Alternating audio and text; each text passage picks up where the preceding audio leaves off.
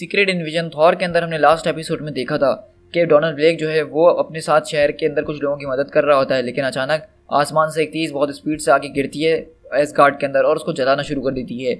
और जब थॉर वहाँ आता है तो पता चलता है कि वो बेटा रे बिल होता है और वो बताता है कि बेटा रे बिल कि उसके ऊपर स्क्रल के लोगों ने बहुत खतरनाक तरीके से टॉर्चर करा है और उसको यहाँ पे एक मैसेज देके ये भेजा है कि एसगार्ड वालों को बोलो कि अर्थ छोड़ के चले जाएं, वरना एसगार्ड के साथ अर्थ भी तबाह हो जाएगी। और वो ये भी बताता है कि उसका स्टॉर्म ब्रेकर हैमर जो है वो स्क्रल के लोगों के पास है और किसी तरह से उन्होंने उसको कैप्चर कर लिया है। वहीं से दूसरी तरफ हम शिफ्ट होते हैं कि थॉर लोगों की मदद करने के लिए दोबारा निकल जाता है बेटा रेबिल को और बाल्डर को अपनी जगह देके, लेकिन तभी वहाँ पे जो है एसगार्ड के ऊपर स्क्रल आर्माडा आ जाता है।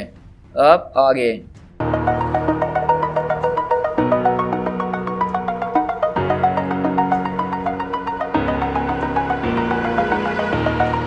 over the edge, feel like I'm floating through the air. The pain I felt is paid for, all is said and done. Oh, I am restricted, fixed upon the web. I need to kick the habit that my mind is breathing in. Break out, I've got to see. Spent all my life holding all of it closely. I played it innocent, a feel of discontent. I'm finally facing it all, fearless.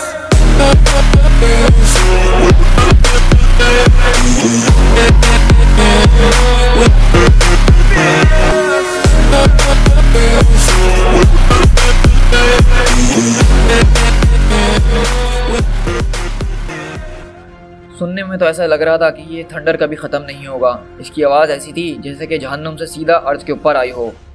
ये school जो थे light years का travel करके अर्थ के ऊपर आए थे सिर्फ किसी लिए कि एसगार्ड और उसके लोगों को मिटा सके ह्यूमन मेमोरी से। ये कोई आम स्क्रल वॉरियर्स नहीं थे, ये एक शेप शिफ्टर्स हैं जिन्होंने बहुत कुछ सीख लिया है और उन्होंने जेनेटिक लेवल पे अपने आप को चेंज करना भी सीख लिया है। ये स्क्रल अपने टाइम से काफ़ी आगे हैं और ये बनाए सिर्फ वॉर के लिए गए हैं और कोई छोटी मोटी वॉर नहीं, बल्कि ऐसी वॉर जो कि पूरे प्लेनेट्स को तबाह कर सकती हैं। और अपने लोगों के बीच ये लोग तो स्क्रल्स भी नहीं कहलाते हैं, ये लोग कुछ और ही कहलाते हैं। ये लोग कुछ नए बन चुके हैं, इनका नाम कुछ अलग रख दिया गया है और इसकी नियरेस्ट ट्रांसलेशन जो मौजूद है इस वर्ड की वो है गॉड किलर्स। इसका मतलब साफ था कि ये गॉड किलर्स जो हैं वाकई में गॉड्स को मारने के लिए बने हैं और अब ये एसगार्ड पे हल्ला बोल चुके हैं। लेकिन एसगार्डियन वो तो हर ज़बान में एसगार्डियन ही कहलाता है, चाहे कोई भी ज़बान हो। और इसका भी एक मतलब ये है कि उनको आसानी से गिराया नहीं जा सकता है, चाहे वो कितने भी डिसएडवांटेजेस उनके सामने क्यों ना हो। स्क्रल कोई भी एडवांटेज उससे हासिल करने की कोशिश करें, लेकिन एसगार्डियन भी एसगार्डियन है, ऐसे ही नहीं जाने जाते वो अपने वॉरियर के लिए और नोबिलिटी के लिए। इस वक्त एसगार्डियन के बीच सिर्फ एक ही डिसएडवांटेज है और वो ये हर एसगार्डियन मानने पे मजबूर हो गया है कि इस जंग को लीड द माइटी थॉर नहीं कर रहा है। और बेसिकली हम लोग देखते हैं यहाँ पे जंग शुरू हो गई होती है और बाल्डर और बेटा रेबिल खड़े हुए होते हैं और बेटा रेबिल बोलता है कि एट लास्ट ब्रेव बाल्डर, जंग हमारी तरफ आ ही गई है। तो बाल्डर बोलता है कि बिल्कुल मेरे भाई, आ ही गई है वो। और इसी तरह हम देखते हैं बाल्डर पूछता है क्या आप लड़ने के लिए तैयार हो? तो बेटा रेबिल बोलता है कि लड़ने के लिए, मरने के लिए हमेशा तैयार हूँ। और वो चिल्लाता हुआ एसगार्डियन से कहता है कि इनको भी वही मर्सी शो करना जो इन लोगों ने मेरे साथ करी थी। कोई अपनी ब्लेड्स आज नीचे नहीं करेगा जब तक इनका खून ना निकल जाए। और इस तरह बाल्डर चीखता है कि फॉर एसगार्ड। और दूसरी तरफ थॉर जो है यहाँ पे एक अलग ही मसले में फंसा हुआ है। मतलब इस कॉमिक की इंटेंसिटी पे आप ज़रा नज़र डालिए। एक तरफ एसगार्ड के ऊपर इतनी खतरनाक बैटल चल रही है जिसमें गॉड किलर स्क्रल्स जो हैं वो आके उसको वाइप करने लगे हैं, लेकिन दूसरी तरफ थॉर वो एक बच्चे के लिए, एक औरत के लिए वापसी लौट आया हॉस्पिटल में, परवाह किए बगैर कि उसके कितने लोग आज मर जाएंगे इस जंग के अंदर और हो सकता है कि एसगार्ड भी इसके अंदर हार जाए। तो ये एक चीज़ है जो कि थॉर की बहुत ज़्यादा हम लोग को कनेक्ट करके रखती है ह्यूमन से। और बेसिकली यहाँ पे कुछ ज़्यादा एक्सप्लेन करने के लिए है नहीं, तो थॉर यहाँ पे जो है लेबर के अंदर उसकी मदद कर रहा था कि जल्द से जल्द उसका बच्चा आ जाए। और इस तरह थॉर वहाँ पे बाहर बैठ के वेट कर रहा होता है कि जब तक उसका बच्चा इस दुनिया में नहीं आता वो यहाँ से कहीं नहीं जाने वाला है। और थॉर बोलता है कि वैसे भी मैं यहाँ से जा तो सकता नहीं हूँ, बाहर बहुत खतरनाक तूफान आया हुआ है और मुझे कुछ देर यहीं पर इंतजार करना चाहिए। लेकिन वहाँ पे जो है बहुत सारे लोग आपस में बातें कर रहे होते हैं कि मैं टोर्नेडोज में बहुत टाइम रह चुका हूँ, 99, 82 और 80 का सब में मैं मौजूद था और देखो मैं अभी भी यहाँ खड़ा हूँ। लेकिन वहीं पे थॉर बोलता है कि मैडम आप ज़रा साइड पे होंगी, मुझे इनकी बातें सुननी है, क्योंकि हम देख रहे होते हैं कि वहाँ पे जो कुछ लोग बातें कर रहे होते हैं वो ये कर रहे होते हैं कि हमें यहाँ से बाहर निकलना होगा, चाहे कितना भी तूफान आ गया हो, हमें लोगों की मदद करनी होगी। तो डोनाल्ड ब्लेक वहाँ पे आकर बोलता है कि एक्सक्यूज़ मी फैलास, मैंने क्या तुम लोग को गलत सुना है? क्या तुम लोग यहाँ से बाहर जाने की बात कर रहे हो स्टॉर्म के बीच? ये बहुत ज़्यादा डेंजरस हो सकता है, तुम लोग कैसे नहीं जाना चाहिए मेरे भाइयों। डॉक्टर हम बहुत अप्रिशिएट करते हैं कि आपको हमारी चिंता है, लेकिन देखिए हमारे दोस्त, हमारी फैमिली और हमारे जान पहचान वाले लोग जो हैं वो भी बाहर हैं, फायर डिपार्टमेंट भी वहाँ पे लगा पड़ा है और उनको भी हमारी ज़रूरत हो सकती है। और यहाँ पे कार्ल जो है उसने हमें अभी देख के बताया कि जो वहाँ पे फ्लोटिंग सिटी है एसगार्ड के नाम से, जहाँ पे गॉड्स बसते हैं, उसके ऊपर आग की बारिश हो रही है, उन लोगों का बहुत बुरा हाल है। और वो दूसरा आदमी बोलता है कि बिल्कुल आपके मुताबिक हम कोई फायरमैन्स ना हो, लेकिन हमें कम से कम इतना तो ट्रेन, इतनी मेहनत सिखाई गई हैं कि हम अपनी नेबरों को इस तरह मुसीबत में नहीं छोड़ सकते हैं। और हो सकता है कि वो जो ऊपर आसमान में लोग रहने वाले हैं वो कोई ह्यूमंस ना हो, वो कोई अलग ही चीज़ हो, लेकिन वो डेफिनेटली हमारे नेबर्स तो हैं।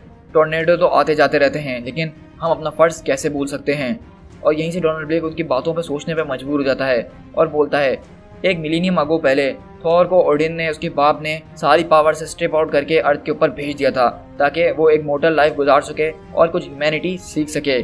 और आज भी थॉर जो है जब इन मोर्टल्स के बीच घूमता है फिरता है तो उनकी कोई ना कोई बात ऐसी होती है जो कि खुद थॉर को भी सरप्राइज कर देती है। मतलब ये ह्यूमंस उन गॉड्स को बचाने के लिए जा रहे हैं अपनी जान की परवाह किए बगैर। तो इसीलिए डोनाल्ड ब्लेक का भी फर्ज है कि वो उनकी रक्षा आखिर दम तक करेगा। लेकिन एसगार्ड के अंदर तो वहाँ पे अभी भी बैटल बहुत खतरनाक चल रही थी, इसमें ज़रा सा भी कोई फर्क नहीं आया। बेटा रे बिल बहुत ज़बरदस्त तरीके से स्क्रल से लड़ रहा होता है और साथ में बाल्डर और दूसरे एसगार्डियन भी। लेकिन ये शेप शिफ्टर जो थे इनके पास बहुत ज़्यादा एडवांटेज था, ये इनके ऊपर भारी पड़ रहे थे। लेकिन एसगार्डियन ज़रा से भी हार नहीं मान रहे थे और अपनी जान की परवाह किए बगैर इस वॉर के अंदर अपनी जान देने के लिए तैयार थे। और वहीं पे जो है बाल्डर बोलता है कि देखो इससे हम लोग ज़्यादा कुछ इनका नहीं बिगाड़ पा रहे हैं। तो बेटा रे बिल बोलता है कि तुम बिल्कुल ठीक कह रहे हो, चलो देखते हैं कि इससे क्या होता है। और बेसिकली वहाँ पे जो है वो बादल समन करता है बेटा रे बिल, और वहाँ पे वो लोग फायर डिपार्टमेंट की तरफ से उनकी गाड़ी में आ रहे होते हैं और बोलते हैं कि देखो देखो ज़रा बादलों की तरफ, ये और ज़्यादा खतरनाक हो रहे हैं, हो सकता है कि ये बारिश बरसाएं तो कोई हमारा काम आसान हो जाए। क्योंकि बेसिकली आप इनकी हिम्मत देखिए कि वो एक फायर डिपार्टमेंट की गाड़ी लेके यहाँ पे इनकी मदद करने आए एसगार्ड की आग बुझाने के लिए, और वो लोग जो है इसके लिए प्रिपेयर हो रहे होते हैं। और इस तरह हम दूसरी तरफ वॉलस्टैक वगैरह को भी देख रहे होते हैं, वॉरियर्स 3 को, कि वो भी बहुत ज़बरदस्त तरीके यहाँ से लड़ रहे होते हैं। लेकिन ये स्क्रल के लोग काफ़ी ज़्यादा पावरफुल होते हैं, ये सुपर स्क्रल्स होते हैं। और दूसरी तरफ वो लोग फायर डिपार्टमेंट वाले एसगार्ड की आग को बुझाना शुरू करते हैं। और इसी तरह बेटा रे बिल वहाँ पर चिल्लाता है कि आओ कहाँ रह गए अब तुम लोग, अब बताओ कि कौन नेक्स्ट है, क्या तुम लोग में इतना ही दम था, हो गई सारी पावर एकड़ी ख़त्म तुम लोगों की। लेकिन आसमान में हम देखते हैं कि एक पोर्टल खुलता है, एक शिप जैसा, और वहाँ से जब बेटा रे बिल देखता है तो उसको दिखता है कि वहाँ से एक स्क्रल जो कि बहुत अजीब व गरीब हमें दिख रहा होता है वो सीधा कूदता है इस पोर्टल से, और उसके हाथ में बेसिकली अगर आप नोटिस करें तो स्टॉर्म ब्रेकर मौजूद है, लेकिन वो बीच में से आधा हुआ हुआ है, उसके 2 टुकड़े हुए हुए हैं। और वो वहाँ से कूदते हुए कि ही लव्स यू, और वहाँ पे बाल्डर वगैरह बोलते हैं कि अब ये क्या चीज़ है। तो बहुत सारे लोग सवाल ये कर रहे थे मुझसे कमेंट में कि ही लव्स यू ये कौन प्यार करता है, मतलब ये किसकी बात कर रहे होते हैं। तो बेसिकली इनका जो गॉड इटर्नल क्लिबन है जिसको हमने इनक्रेडिबल हरकुलिस वाली सीरीज में देखा था, ये उसको रेफर कर रहे होते हैं कि हमारा खुदा तुमसे प्यार करता है। ये एक सुपर स्क्रल है, जेनेटिकली मॉडिफाइड इसको किया गया है इस तरह से कि इसके अंदर अर्थ के 4 टाइटन की पावर एक साथ मिलाई गई है, जिसमें से थंडरा, टाइटेनिया, वुल्केना एंड बैटल एक्स, इन चारों की पावर्स को मिला के इसको जेनेटिकली मॉडिफाइड किया गया है। और ये चारों की चारों टाइटन्स जो थी वो बहुत ही खतरनाक फीमेल्स थी, और इनको एक ग्रुप में लाना ये बहुत ज़्यादा खतरनाक हो सकता है। और उसके एक्सिस की तरफ नज़र डालें तो वो भी हमें जाने पहचाने लग रहे हैं, और इसको ऐसा करने के लिए उन्होंने बहुत सारी मॉडिफिकेशंस और बहुत सी चीज़ें करी हैं, लेकिन उसके बारे में अभी तक हम जानते नहीं हैं। बेटा रे बिल उनको देखते ही पहचान गया और उसके दिल में एक ऐसा दर्द उठा जिसको वो कभी भूल नहीं पाएगा। और बेटा रे बिल चिल्लाता कि स्टॉर्म ब्रेकर तुमने मेरे हैमर के साथ ऐसा क्या किया है। बेटा रे बिल का अपना हैमर जो कि उसके अलावा कोई और उठा नहीं सकता था, सुपर स्क्रल की साइंस ने जो है इसमें इसका भी तोड़ ढूंढ लिया है और उसको अपने जेनेटिक के हिसाब से प्रोवाइज कर लिया है। और इस तरह अब थॉर का म्योनियर और बेटा रे बिल का स्टॉर्म ब्रेकर दोनों आमने सामने हैं, जो कि दोनों बनाए गए हैं एक सेलेस्टियल फॉर्ज के जरिए, और दोनों अपनी एक जैसी वैल्यू रखते हैं। अब पता चलेगा कि इस बैटलफील्ड के अंदर जब दोनों टकराते हैं तो क्या होगा। तो बेटा रे बिल चिल्लाता है कि मेरा हैमर तुमने उसको डिस्ट्रॉय कर दिया है मॉन्स्टर। और वहीं पे वो जो है उसके ऊपर अटैक करना शुरू करती है और बोलती है कि ही लव्स यू। और इस तरह बेटा रे बिल अपने हैमर से जो है शील्ड बनाता है और बोलता है कि मेरे भाइयों मेरे पीछे रहो, मेरे भाइयों प्लीज़ मेरे सब पीछे रहो, मेरे हैमर के नीचे रहो।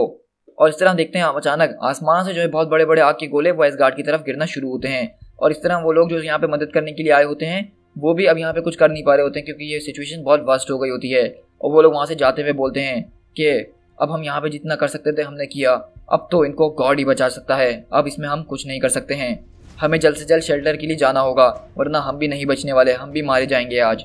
और इस तरह हम देखते हैं कि दूसरी तरफ मैरी के पास डॉक्टर डोनाल्ड ब्लेक आते हैं और उसकी मदद करते हैं कि वो बच्चा इस दुनिया में आ जाए। और इस तरह देखते हैं वहाँ पे डोनाल्ड ब्लेक उसकी पूरी मदद कर रहा होता है कि जल्द से जल्द ये फारिग हो तो वो भी कुछ ना कुछ करे इस दुनिया के लिए। और वहीं पे बाल्डर बोलता है कि देखो यहाँ पे आग लगी हुई है, जब तक आग लगी है इसके ऊपर स्ट्राइक करते रहो, ये इसको कमज़ोर बनाएगी, इस पर इतनी स्ट्राइक करो कि ये गिरने पे मजबूर हो जाए। और दूसरी तरफ हमें साथ में जंग के शॉट्स मिल रहे होते हैं और साथ में थॉर के भी, कि वो किस तरह से वहाँ पे एक इंटेंस सिचुएशन में फंसा हुआ है, उसके पसीने छूट रहे हैं। और इसी तरह दूसरी तरफ बेटा रे बिल और वो जो सुपर स्क्रल है वो दोनों आपस में टकराते हैं अपने हैमर्स के साथ। और बेटा रे बिल उसके मुंह पे आके हैमर मारता और बोलता है कि गिरो गिरो गिरो। लेकिन इतने ज़्यादा खतरनाक अटैक्स के बाद भी वो स्क्रल उसका मुंह पकड़ती है और बोलती है कि नहीं, मैं नहीं गिरूंगी। और दूसरी तरफ वहाँ पे हम देखते हैं कि मैरी की जो है एक बेटी पैदा हुई होती है। तो डोनाल्ड ब्लेक बोलता है कि ये एक लड़की है और बहुत खूबसूरत है। और डोनाल्ड ब्लेक बोलता है कि इसको एक नाम की ज़रूरत है, ये एक ट्रेडिशन है। तो बोलती है कि इसका नाम फेथ है, इसका नाम मैं फेथ रखूँगी। तो डोनाल्ड ब्लेक अपने आंसू पोंछते हुए बोलता है कि बहुत बढ़िया नाम है मैरी, इस सिचुएशन पे बिल्कुल परफेक्ट है। और इस तरह हम देखते हैं डोनाल्ड ब्लेक वहाँ से बाहर निकलते हैं और अपने हाथ वगैरह वॉश कर रहे होते हैं। नर्स आके उनका बहुत शुक्रिया अदा कर रही होती है कि किस तरह से उन्होंने एक सेफ बात जो है आज करी है और इस बच्चे की जान बचा ली। और वो जो है इस ठंडर सिचुएशन से बहुत ज़्यादा डरी हुई होती है। तो डोनाल्ड ब्लेक बोलता है कि आपको इस स्टॉर्म से घबराने की ज़्यादा ज़रूरत नहीं है, क्योंकि अब ये ज़्यादा देर नहीं टिकने वाले हैं। और दूसरी तरफ इसी तरह बैटल के अंदर शिफ्ट होते हैं, जहाँ पे वॉलस्टैक, वॉरियर 3 और बेटा रे बिल मिलके भी तीनों उसको हराने की कोशिश कर रहे होते हैं। तो वो इन चारों के ऊपर भारी पड़ रही होती है। और यहाँ पे थॉर का हैमर म्योनियर भी मौजूद है। और वॉलस्टैक बोलता है कि ये सच में बहुत ही ज़्यादा स्ट्रॉन्ग है। लेकिन अचानक लड़ाई के बीच ये मॉन्स्टर थोड़ी देर के लिए रुकता है। उसने हवा के अंदर कुछ सूंघा था, कुछ ऐसी चीज़ जो कि हीट ऑफ वॉर थी, एक नई जिंदगी। और उसने वहाँ पे बेटा रिबिल को वहीं पे फेंकती है बहुत बुरी हालत में। और जब से उसने जंग शुरू करी है तब से उसने कुछ भी नहीं सोचा था, लेकिन अब वो थोड़ी देर के लिए रुकी है और ब्रॉक्सटन के ऊपर उसने अपनी बीस्ट वाली नज़रें गड़ाई हैं और वो वहाँ पे हंसना शुरू करती है। और उस स्क्रल ने बेटा रिबिल को इस तरह वहाँ से फेंक दिया जैसे वो एक खिलौना हो बच्चे का। तो बाल्डर बोलता है कि हमें उसके पीछे जाना होगा, वो किसी भी कीमत पे ब्रॉक्सटन नहीं पहुँचनी चाहिए, हमें इन ह्यूमंस को बचाना ही होगा। और वहीं पर हम देखते हैं कि वो जो है एसगार्ड से कूदती है ब्रॉक्सटन की तरफ जाने के लिए। और बेटा रे बिल जो कि बहुत बुरी हालत में है अपनी, लेकिन वो एक वॉरियर है, वो मर जाएगा लेकिन कभी रुकेगा नहीं। वो अभी भी जो है अपने हैमर तक रीच करने की कोशिश कर रहा है।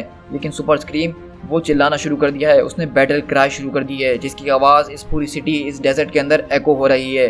अब ब्रॉक्सटन को पता है कि अब उनके साथ क्या होने वाला है, उनका अंत बहुत करीब है। और इस तरह हम बेसिकली देखते हैं कि वहाँ पे बेटा रेबिल अपने हैमर तक रीच करने की कोशिश कर रहा होता है और वो सुपर स्क्रल उसकी तरफ आ रहा होता है उसको मारने के लिए, क्योंकि बेटा रेबिल अब उसके सामने हार चुका होता है। लेकिन इससे पहले कि वो उसको मारे, हम देखते हैं कि बेटा रेबिल अपने हैमर की तरफ बढ़ रहा होता है।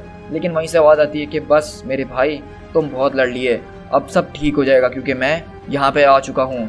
और इस तरह हम बेसिकली देखते हैं कि वहाँ पे डोनाल्ड ब्लेक आ चुका होता है और वो सुपर स्क्रल के सामने खड़ा होता है।